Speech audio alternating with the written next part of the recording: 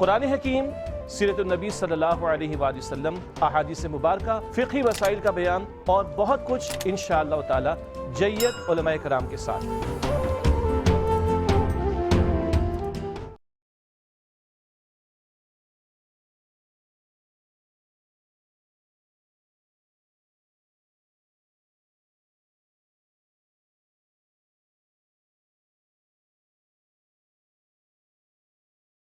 بسم اللہ الرحمن الرحیم۔ اللہ تبارک و تعالیٰ کے پاکیزہ ترین نام سے آغاز کرتے ہیں جو بہت مہربان نہایت رحم والا ہے۔ درس بخاری کا سلسلہ 2445 نمبر حدیث پاک تک پہنچا تھا۔ اس حدیث کے شروع میں نے کچھ تمہیدی کلمات کہے تھے اور 2 پروگرام میں لگاتار، تو اب میں اس کو نہیں دہرا رہا ہوں۔ جو بھائی بہن یہ تیسرا پروگرام اس حدیث کے سلسلے میں سن رہے ہیں، ان سے گزارش ہے کہ یوٹیوب پہ جائیے گا اور درس بخاری کا یہ آپ کو مل جائے گا ریکارڈنگ، وہاں پر اس کو سن لیجئے گا۔ ترتیب سے سنا کریں تو زیادہ بیسٹ ہے۔ تو ہم اس پہ وضاحت کیے بغیر جہاں تک ہو گئی تھی اس کو یہ نہیں کریں گے، آگے چلیں گے۔ حضرت برا بن عازب رضی اللہ تعالی عنہ کہتے ہیں کہ نبی کریم صلی اللہ علیہ وسلم نے ہمیں 7 چیزوں کا حکم دیا اور 7 چیزوں سے منع فرمایا۔ پھر انہوں نے یہ گنے، پہلا مریض کی عیادت، یہ میں بیان کر چکا ہوں۔ دوسرا جنازوں کے ساتھ جانا، یہ ہو چکا ہے۔ چھینک لینے والے کو جواب دینے کا حکم، یہ ہو گیا۔ سلام کا جواب دینا، اس کی تفصیل میں نے بیان کی۔ 5واں ہے مظلوم کی مدد کرنے کا حکم دیا، یہ پہلے بات ہو چکی ہے لیکن حدیث میں آیا تو میں ذکر کر دیتا ہوں کہ مظلوم کی مدد کیا ہوتی ہے کہ آپ ظالم کو ظلم سے روکیں، یہ ایک مدد مظلوم کی ہوتی ہے۔ دوسرا یہ کہ اگر وہ بیچارہ جیسے اب کیس میں پھنسا دیتے ہیں بعض لوگ اور وہ مالی لحاظ سے کوئی اچھا وکیل نہیں کر سکتا، آپ افورڈ کر سکتے ہیں، وکیل کروا دیں۔ کسی کی بچی کی شادی ہو رہی ہے اور کسی نے اس کا مکان، اس کی دولت، سب چیزیں غصب کی ہوئی ہیں، بیچارہ مظلوم ہے، چلیں اب آپ نے اس کی مدد کر دی، یا پیسے کی ریکوری میں آپ مدد کر دیں۔ تو خلاصہ کلام یہ ہے کہ مظلوم کی مدد 2 طریقے سے ہو سکتی ہے، ایک ظالم کے ظلم کے تسلسل کو توڑ کر، اور دوسرا اگر وہ ظلم کر بھی رہا ہے تو اس کو اس انداز سے سپورٹ کرنا کہ یہ بیچارہ فنا نہ ہو، اس ظلم کو اگر سہ بھی رہا ہے تو اس کی ہمت پیدا ہو جائے۔ تو یوں مظلوم کی مدد کرنی چاہیے۔ آپ کے گھر کے اندر بھی آپ دیکھیں گے بعض اوقات ہمارے آپس کے منفی رویوں میں ایک ظالم ہوتا ہے اور ایک مظلوم ہوتا ہے، اس مظلوم کی مدد کرنے کا حکم ہے، آپ کے نبی فرما رہے ہیں۔ اب وہ مظلوم کوئی بھی ہو سکتا ہے، وہ آپ کے والد ہو سکتے ہیں، والدہ ہو سکتی ہیں، بھابھی ہو سکتی ہیں، آپ کے بھائی ہو سکتے ہیں، آپ کی اولاد ہو سکتی ہے، لیکن وہی بات ہے کہ پہلے آپ ظلم کی تعریف آپ کو پتہ ہو، آپ دیکھیں، فیصلہ کر سکیں کہ یہ ظالم ہے، وہ مظلوم ہے، کیونکہ بعض اوقات الٹا معاملہ ہو جاتا ہے۔ جیسے گھروں کی میں اکثر آپ کو مثال دیتا ہوں کہ والدہ غلط کر رہی ہیں، سگی بہنیں غلط کر رہی ہیں اور بھابھی اپنے حق پر درست ہیں بالکل، لیکن ہم جسٹ اپوزٹ اس معاملے کو دیکھتے ہیں کہ نہیں بھابھی غلط کر رہی ہیں، یہ ٹھیک کر رہی ہیں، تو ہم نے دیکھیں جو ظالم تھے اس کو مظلوم بنا دیا، جو مظلوم ہے اس کو ظالم بنا دیا۔ ایسی بعض اوقات بہو جو ہوتی ہیں بڑی خطرناک قسم کی ہوتی ہیں اور وہ ساس اور نندوں کے لیے مسائل پیدا کر دیتی ہیں، لیکن بعض لوگ پھر اسی کا ساتھ دے رہے ہوتے ہیں گھر کے اندر، حالانکہ وہ ظالمہ ہیں، یہ مظلوم ہے، لیکن الٹا بنا دیتے ہیں۔ جب بھی کوئی بیٹھے گی پنچایت وغیرہ یا کوئی فیصلہ کرنے والی، دیکھیں اس کے ساتھ تو بیچارے بڑا یہ ہو رہا ہے، بڑا وہ ہو رہا ہے، یعنی جو ظالم اس کو مظلوم بنا دیا، یہ غلط چیز ہوتی ہے۔ ایسے ہی میں دائرہ ادب میں رہ کے وکلاء سے بھی گزارش کرتا ہوں کہ بعض اوقات جان بوجھ کر ایک مظلوم کو ظالم بنا دینا اور ظالم کو مظلوم کر کے اس کو رہائی دلوا دینا، یہ میدان محشر میں بہت خطرناک ہوگا، بہت ہی خطرناک، اور کسی کی آہیں بد دعائیں اور اس کے جو دل آزاریاں شدید قسم کی، اور ایک آدمی کی نہیں، ایک آدمی جیل جاتا ہے، پورے خاندان، پوری فیملی ڈسٹرب اور طویل عرصے تک ڈسٹرب ہوتی ہے، تو اس سب کا وبال۔ اور جس نے ایسے ہزاروں کیسز کیے ہوں تو وہ آخرت کے لیے تیار رہے، اللہ چھوڑے گا نہیں کسی کو، اس نے اپنے ذمہ کرم پر لے لیا ہے کہ وہ مظلوم کو ظالم سے بدلہ ضرور دلوائے گا۔ ایسے اللہ نہ کرے کوئی خدا نہ خواستہ کوئی جج ایسا ہے جو رشوت لے کر کسی کے حق میں فیصلہ کر دے، تو یہ بھی بہت خطرناک ہوتا ہے کہ بعض اوقات ایک قلم کی جنبش سے ایک شخص 20 سال کے لیے سلاخوں کے پیچھے چلا جاتا ہے حالانکہ وہ مظلوم ہے، تو پھر اس کا وبال تو ہوگا۔ تو نبی کریم کے حکم کی مخالفت نہیں ہونی چاہیے۔ تو یہ جو فرمایا کہ مظلوم کی مدد کرنے کا حکم دیا، یہ ہم پہلے اس کی ترتیب بیان کر چکے ہیں کہ اگر آپ واقعی کر سکتے ہیں اور خود نقصان کا شکار نہیں ہوں گے، آپ کی زندگی ڈسٹرب نہیں ہوگی، تو پھر بالکل کریں۔ اور اگر آپ کو پتہ ہے کہ اگر میں اس کی مدد کروں گا تو ظالم اتنا طاقتور ہے، مجھے کچل کے رکھ دے گا اور مجھے مار دے گا، میری لائف نارمل نہیں رہے گی، میرا گھر بار تباہ کر دے گا، تو ایسی صورت میں پھر اگر آپ مظلوم کی مدد نہیں کرتے تو آپ مجبور ہیں۔ وَلَا تُلْقُوا بِأَيْدِيكُمْ إِلَى التَّهْلُكَةِ، اللہ تعالیٰ فرماتا ہے کہ اپنے آپ کو جان بوجھ کر ہلاکت میں مبتلا نہ کرو، تو اس لیے پھر اس میں آپ پیچھے ہٹ سکتے ہیں۔ اس کا مطلب یہ ہوا کہ دیکھیں ایک سیدھی سیدھی بظاہر بات ہوتی ہے، لیکن جب ہم غور کرتے ہیں تو اس میں سینکڑوں پہلو نکلتے ہیں۔ علماء کا کام یہ ہوتا ہے کہ وہ ان پہلوؤں کو بیان کر کے لوگوں کو رہنمائی فراہم کرے کہ بھئی ایک نظر سے نہیں دیکھو، اس بات کے کئی پہلو ہیں، اس کے لیے الگ حکم ہوگا، اس کے لیے الگ حکم ہوگا، اس کے لیے الگ حکم ہوگا۔ اگر ایک مظلوم ہے اور ایک ریاست سے تعلق رکھنے والا آدمی ہے، مثلا SHO ہے علاقے کے، ان کو اللہ نے طاقت دی ہے اور وہ اس مظلوم کی مدد کر سکتے ہیں، تو پھر تو واجب ہے کہ مدد کریں، ڈیوٹی بھی ہے اور واجب بھی ہے، انہیں تو کرنا پڑے گا اور طاقت کے ساتھ کرنا پڑے گا۔ لیکن ایک اور آدمی ہے، وہ بیچارہ اس کی کوئی مدد نہیں کر سکتا، کمزور آدمی ہے، ظالم بہت خطرناک ہیں، شریعت انہیں واجب قرار دے گی مدد کرنے کو، انہیں کہے گی تم نہ کرو۔ تیسرا جو ہے وہ دونوں بین ہے، تو بھئی کر لو، بہتر ہے نہیں کرو، آپ کی مرضی ہے، آپ کو اجازت۔ یوں احکام مختلف ہوتے ہیں۔ اب لوگ کیا ہوتے ہیں کہ سب ایک ہی لاٹھی سے ہانکنے کی کوشش کرتے ہیں کہ بھئی یہ حکم علماء کے لیے بھی ہے، فلاں کے لیے، فلاں کے لیے۔ آپ یہ فیصلہ نہیں کر سکتے ہیں، اس میں آپ غلطی میں مبتلا ہو سکتے ہیں، اس کے امکانات ہیں، اور خواہ گناہگار ہوں گے، اور خواہ پھر علماء سے اور دیگر لوگوں سے آپ بدظن ہوں گے۔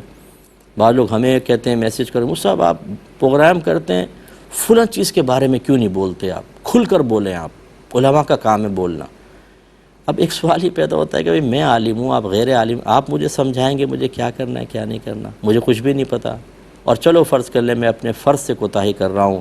میں غفلت اختیار کر رہا ہوں، تو پھر میں جواب میں کہتا ہوں کہ چلیں ٹھیک ہے، میں مان لیتا ہوں میری غلطی ہے۔ اب آپ ایسا کریں، آپ عالم بنیں، مفتی بنیں، میں بنا دیتا ہوں آپ کو، میری اکیڈمی میں آ جاؤ، فری میں پڑھا دوں گا، اور پھر میری جگہ بیٹھ کر یہ کام آپ کر لیں، میں تو نہیں کر رہا ہوں، میں کوتاہی کر، آپ کر لیں۔ ایسے لوگ جو اتنا بڑے بولتے ہیں نا، ان کے اپنے گھر میں جا کر دیکھیں، ناانصافیوں کے ڈھیر لگے ہوتے ہیں، باہر بھاشن دے رہے ہوتے ہیں، گھر میں کہیں والدہ زیادتی کر رہی ہیں، کہیں والد کر رہے ہیں، کہیں فلاں کر رہے ہیں، وہاں نہیں بولیں گے، باہر آ کے علماء پہ ٹونٹنگ کر رہے ہوں گے کہ آپ یہ نہیں کرتے، آپ یہ نہیں کرتے اور یہ نہیں کرتے۔ ایسا نہ کریں، ہمیں پتہ ہے کہ ہمیں کیا کرنا ہے۔ اگر ہم اپنے فرض میں کوتاہی کے مرتکب ہیں تو میدان محشر میں ہمارے لیے بھی گرفت ہے۔ یہ نہیں ہے کہ اگر میں عالم ہوں یا مفتی ہوں تو میں بے پرواہ ہو جاؤں کہ میری تو ہوگی نہیں پکڑ، ہماری تو زیادہ پکڑ ہونی چاہیے، اور ہوگی، زیادہ باس پرس ہوگی۔ ہم اللہ سے گزارش کرتے ہیں اللہ تعالیٰ درگزر فرمائے، لیکن بہرحال جس کو منصب ملتا ہے، جو اس منصب سے عزتیں حاصل کر رہا ہوتا ہے اور دنیاوی بہت سے بینیفٹس مل رہے ہوتے ہیں، تو کیا اس کا حساب کتاب نہیں ہوگا؟ اس لیے ہم اپنے آپ کو بری ذمہ نہیں سمجھتے، لیکن حکمت کے ساتھ کام کرنا انتہائی ضروری ہوتا ہے۔ میرے آقا صلی اللہ علیہ وسلم 13 سال مکے میں رہے، آپ نے تمام صحابہ کو منع کیا کہ اعلانیہ طور پر اسلام کو ظاہر نہ کرو، اسلام کا اعلان نہ کرو، چھپا کر رکھو۔ بتائیں یہ بزدلی تھی یا حکمت تھی؟ لازم بات ہے حکمت۔ آپ کوئی معاذ اللہ یہ کہہ دے کہ نبی کریم نے کیوں نہیں کہا کہ اعلان کر دو، اعتراض تو آپ بھی اس پر بھی کر سکتے ہیں خدا نخواستہ، لیکن یہ اعتراض بے جا ہوگا، اس کو حکمت کہا جاتا ہے۔ ایسی علماء بہت سی حکمتوں کے ساتھ کام کر رہے ہوتے ہیں۔ تو بہرحال ہر مظلوم کی مدد کرنے کا ہر شخص کو مکلف نہیں بنایا ہے، جو بالکل کر سکتا ہے وہ اپنے حساب سے، اپنے درجے کے حساب سے مکلف ہوگا، یعنی ہاتھ سے مدد کر سکتا ہے تو ہاتھ سے کرے، زبان سے مدد کر سکتا ہے الفاظ کے ذریعے اس سے کرے، اور یہ نہیں کر سکتا تو دل میں برا جانے۔ چھٹا ہے دعوت دینے والے کی دعوت قبول کرنے کا حکم دیا۔ یہ اس سے عام دعوت مراد نہیں ہے، یہ بعض جگہ اس کو ولیمے کے باب میں لے کر آئیں اس حدیث پاک کو، یعنی دعوت ولیمہ اگر کوئی دیتا ہے تو اس کو قبول کرنا سنت موقدہ لکھا ہے، اسی کی وجہ سے کہ اگر کوئی شرعی عذر نہ ہو تو پھر اس دعوت کو قبول کرنا سنت موقدہ ہے اور جانا چاہیے، اور اگر صحیح شرعی عذر ہے اور نہ جائیں تو پھر گناہ گار بھی نہیں ہوں گے، کوئی مسئلہ نہیں ہے۔ ہزاروں ایسی شادیاں ہو رہی ہوتی ہیں رشتہ داروں میں، نہیں جاتا انسان مجبوریوں کی وجہ سے، کیونکہ آج کل ہمارے یہاں لین دین کے طرح معاملات ہوتے ہیں، پھر شادیوں کے اندر رکشہ ٹیکسی کے کرائے بیچارہ عام آدمی افورڈ نہیں کر سکتا، تو اگر وہ ایسے دعوت میں نہیں جاتا تو کوئی مسئلہ نہیں ہے۔ ایسی بعض دعوت ایسی ہوتی ہے کہ جس میں فی نفسی ماحول ایسا نہیں ہوتا کہ اس میں جائیں، مکس گیدرنگ ہوتی ہے اور یہ فیملی پوری پردے والی ہے تو وہ اگر نہ جائیں تو بالکل معقول ہے۔ ایسی خرافات ہوتی ہیں، غیر اسلامی رسومات ہو رہی ہوتی ہیں اور غیر غلط قسم کے ڈھول ڈھمکے اور معاملات ہو رہے ہوتے ہیں، ایسے میں اگر کوئی نہیں جاتا تو بالکل اس کے لیے صحیح شرعی عذر ہے۔ تو یہ گویا کہ نبی کریم صلی اللہ علیہ وسلم اس دعوت کے بارے میں بیان فرما رہے ہیں کہ جس میں کوئی خلاف شرع کام نہ ہو اور اس میں جانا آپ کے لیے بالکل آسان ہو، کوئی آپ کے ساتھ شرعی عذر بھی نہ ہو تو پھر دعوت قبول کرنی چاہیے۔ اور قسم کھانے والے کی قسم کو پورا کروانے کا ذکر فرمایا۔ مثلا کوئی ہمیں کہتا ہے تجھے خدا کی قسم یہ کام کر دے، یاد رکھیں ہم پہ واجب نہیں ہوگا، یہ نہ کریں، آپ بالکل گناہ گار نہیں ہوں گے۔ آپ نے قسم کوئی کھائی ہے، ایسے تو کوئی بھی آ کے ہر تیسرا آدمی آ کے قسم کھا کے کہے گا یہ کام کر دے تو واجب ہو جائے گا، ایسا نہیں ہے۔ لیکن جیسے اب ماں نے کہا بیٹا تجھے قسم ہے تو فلاں سے نہیں ملے گا، اور آپ یہ دیکھتے ہیں کہ جس سے ملنے سے ماں منع کر رہی ہے وہ واقعی غلط قسم کا آدمی ہے، تو پھر آپ کو اس قسم کو پورا کرنا چاہیے۔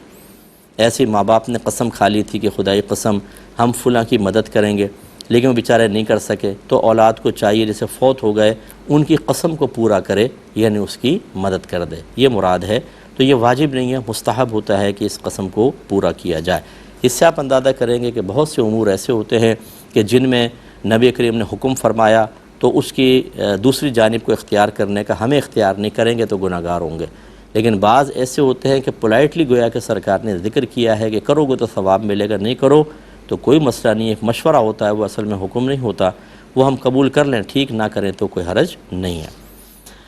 آگے چلتے ہیں، 2446 نمبر حدیث پاک ہے، حضرت ابو موسیٰ رضی اللہ تعالی عنہ نبی کریم صلی اللہ علیہ وسلم سے روایت کرتے ہیں کہ آپ نے فرمایا ایک مومن دوسرے مومن کے لیے دیوار کی طرح ہے، اس کے بعض حصوں سے دوسرے بعض حصے مضبوط ہوتے ہیں، پھر آپ نے اپنے ہاتھ کی انگلیاں دوسرے ہاتھ میں ڈالیں، یعنی یوں سرکار نے کر کے بتایا کہ یہ مسلمان ایسے ایک دوسرے کو مضبوط کرتے ہیں۔ تو یہ مومن کی، کامل مومن کی شان سرکار نے بیان فرمائی کہ ایک مومن دوسرے مومن کے لیے دیوار کی طرح ہوتا ہے، کہ ایک اینٹ دوسری اینٹ کو سہارا دیتی ہے اور مضبوطی فراہم کرتی ہے تو پوری دیوار کھڑی رہتی ہے، اور اگر ایک دو کمزور ہو جائیں گر جاتی ہے۔ اب ہمارا معاملہ کیا ہے یہ ہم دیکھ لیں، اپنے مسلمان بھائیوں کا سب سے بڑا دشمن مسلمان ہی ہے۔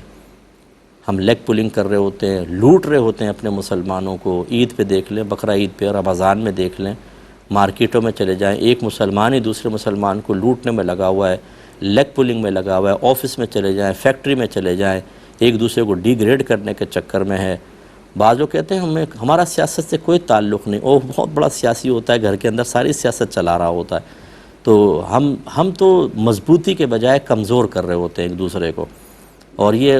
ہر شعبہ ہائے زندگی کے اندر ہے۔ آپ دینی طبقے کے اندر دیکھ لیں، اس میں بھی وہی ٹانگیں کھینچنے کا معاملہ چل رہا ہے، دنیاوی معاملات دیکھ لیں اس میں بھی۔ ہمارے نبی کریم صلی اللہ علیہ وسلم نے بہرحال ہمیں ترغیب دی ہے کہ ایک مسلمان دوسرے مسلمان بھائی کو مضبوطی فراہم کرے، اسے کمزور نہ کرے، اس کو زوال عزت کی طرف لے کر نہ آئے، اسے مالی یا جانی نقصان کے اندر مبتلا نہ کرے، اس کی ترقی کے لیے کوشش کرے۔ اگر ہم سب متحد ہو کر اخلاص کے ساتھ کوشش کریں تو بڑی اللہ تعالیٰ برکت دے گا، لیکن یہ ایک دو آدمیوں سے نہیں ہو سکتا۔ ایک آدمی بعض وقت اخلاص سے کام کرتا ہے، ہمارے یہاں تو یہ ہوتا ہے کہ اس کے اخلاص کو بھی بری نظر سے دیکھ کے کہتے ہیں اپنا کوئی مطلب ہوگا تبھی کر رہا ہے، ورنہ ایسا کون کرتا ہے اس زمانے میں۔ دوسرے کہتے ہیں آپ بالکل ٹھیک کہہ رہے ہیں، آپ یہ معاملات ہوتے ہیں ہمارے یہاں۔ تو خلاصہ کلام یہ ہے کہ بہرحال ہمیں یہ نہیں دیکھنا کہ کون کر رہا ہے کون نہیں کر رہا، اگر جب بھی آپ کو موقع ملے فوراً اللہ کی طرف متوجہ ہوں اور عرض کریں یا رب کریم میں تیری رضا کی خاطر اپنے اس بھائی کو تقویت دے رہا ہوں، کسی بھی طریقے سے سہارا دے دیں آپ، اس کا کوئی راز ہے اس راز کی حفاظت کر لیں، کیونکہ اگر آپ اس کو عام کر دیں گے تو بیچارے کی عزت خراب ہو جائے گی، بشرطے کہ اس راز کو چھپانے میں دیگر مسلمانوں کو نقصان نہ ہو۔ یہ بھی ہم پہلے آپ کو کہہ چکے ہیں، اگر وہ فراڈیا قسم کا ہے تو پھر تو نہیں چلے گا نا کہ بھئی اس کے عیب چھپا لو، وہ نقصان پہ نقصان پہنچایا جا رہا ہے۔ وہ ایک الگ بات ہے کہ پہلے آپ پردے کے ساتھ اس کی اصلاح کی کوشش کریں، نہ مانیں پھر عام کر سکتے ہیں، لیکن جو میں عام جنرل بات کر رہا ہوں، ایک آدمی ہے غلطی سے کچھ ہو جاتا ہے، اس کا راز پردہ رکھ لو بھائی۔ اسی طرح آفس فیکٹری کے اندر اگر کوئی ترقی کر رہا ہے کیوں جیلس ہوتے ہیں ہم؟ چلو یار اللہ تمہیں اور برکت دے دے، ہمارے لیے بھی دعا کر دینا، بس اتنی سی بات بہت اچھی ہے، لیکن ہم جیلس ہو جاتے ہیں، ہم شکایتیں کرتے ہیں، ہم اس کے ویک پوائنٹ ڈھونڈ کے ویڈیو بنا کر آڈیو ریکارڈ کر کے وہ باس کو بھیج رہے ہوتے ہیں کہ دیکھیں یہ کیا کر رہا ہے. اس طرح ہم کسی کے لیے زوال کا سبب بن جاتے ہیں. اسے بعد وقت پتہ چل جاتا ہے اور دلوں میں کینہ، بغض، نفرتیں بیٹھ جاتی ہیں. تبھی ہماری مسلمان قوم کا حال یہ ہے. اب دیکھیں کسی ایک مقام پہ اتحاد نظر نہیں آئے گا آپ کو. ٹکڑوں میں بٹ چکے ہیں اور بالکل اپنے آپ کو کمزور کیے بیٹھے ہیں. اگر پورے ورلڈ وائڈ آپ دیکھ لیں تب بھی مسلمان انتہائی کمزور آپ کو نظر آئے گا. اللہ تعالی ہمیں اس حدیث پر عمل کرنے کی توفیق عطا فرمائے. اگلا باب ہے باب الانتصاری من الظالم، ظالم سے بدلہ لینے کا باب. اور اس میں پھر یہ تعلیقات لے کر آئے ہیں اور اس پہ حدیث کوئی لے کر نہیں آئے. یہ امام بخاری بعض اوقات ایک باب کا عنوان قائم کر دیتے ہیں لیکن اس کے تحت کوئی حدیث لے کر نہیں آتے. اگلا باب قائم کیا ہے باب عفو المظلوم، مظلوم کا معاف کر دینا، یعنی مظلوم کی طرف سے معاف کر دینے کا باب. اور اس میں بھی کوئی حدیث لے کر نہیں آئے، بس ایک دو آیات لکھی ہیں، حدیث کوئی ذکر نہیں کی ہے. اگلے لے کر آئے لیکن بیچ میں ایک دو حدیثیں میں آپ کو ہٹ کر اس سے یعنی بخاری سے ہٹ کر کچھ ہیں وہ ذکر کر دیتے ہیں کہ ہمیں معاف کر دینے کی کیا برکت حاصل ہوگی. تو یہ سنن ابو داؤد اور سنن ترمذی کی حدیث ہے. حضرت معاذ رضی اللہ تعالیٰ عنہ بیان کرتے ہیں کہ نبی کریم صلی اللہ علیہ وسلم نے فرمایا جو شخص اپنے غصب کے تقاضوں کو پورا کرنے پر قادر تھا، یعنی غصہ آیا اور وہ غصے کے تقاضے پورا کر سکتا ہے، مطلب ہے کہ طاقت مکہ مار سکتا ہے، اسے نقصان پہنچا سکتا ہے مالی، روحانی، جسمانی، اور اس نے اپنے غصے کو پی لیا تو قیامت کے دن اللہ تعالیٰ تمام لوگوں کے سامنے اس کو بلا کر فرمائے گا کہ جس حور کو وہ چاہے پسند کر لے. یعنی اس کا مطلب ہے کہ کسی نے اس پہ ظلم کیا، اب یہ بدلہ لینے پہ قدرت رکھتا ہے، اپنے غصے کو ظاہر کر سکتا ہے، انتقام، ریونج جس کو آپ کہتے ہیں، لیکن وہ اللہ کے لیے معاف کر دیتا ہے، درگزر کر دیتا ہے تو اللہ تعالیٰ اس کو بروز قیامت یہ اعزاز عطا فرمائے گا. اور اس میں اگر آپ غور کریں تو اشارہ ہے کہ یہ جنت میں جائے گا. حور تو اسی کو ملے گی جو جنتی ہوگا.